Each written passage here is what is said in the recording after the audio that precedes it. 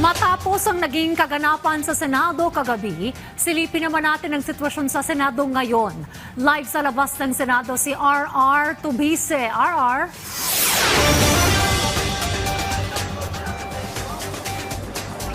Dayan, wala na nga dito sa Senado si Senador Bato de la Rosa. Yan ang kinumpirma ni Senate President Alan Peter Cayetano mula nung makausap niya si Senador Jinggoy Estrada kanina. Sinabi ni Cayetano na voluntaryong umalis si De La Rosa dahil sa pangamba sa kanyang seguridad.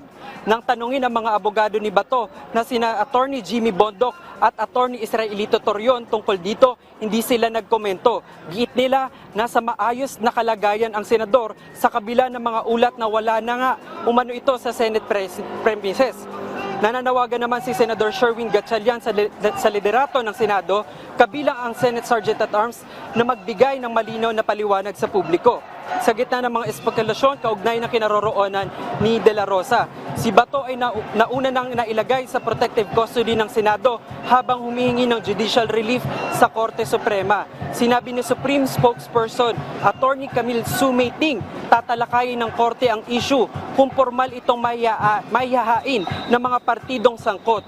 Kaugnayan ang tanong kung maapektuhan ang hiling ni De La Rosa sa Korte Suprema kung sakaling umalis siya at magtago. Samantala, kinumpirma naman ng Office of the Solicitor General na maghahain ito ng komento sa manifestation at mga mosyon ni De La Rosa ayon sa OSG.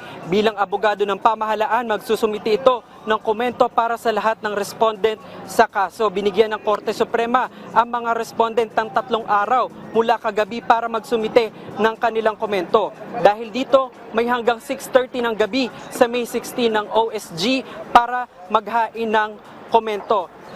Dayan, samantala, update naman dito sa labas ng Senado. Makikita natin dito sa aking likuran na nakabantay sarado ng Philippine National Police ang mga rallyista na sumusuporta kay Vice President Sara Duterte dahil gusto nilang ipabasura ang napipintong impeachment ng ikalawang Pangulo. Dayan?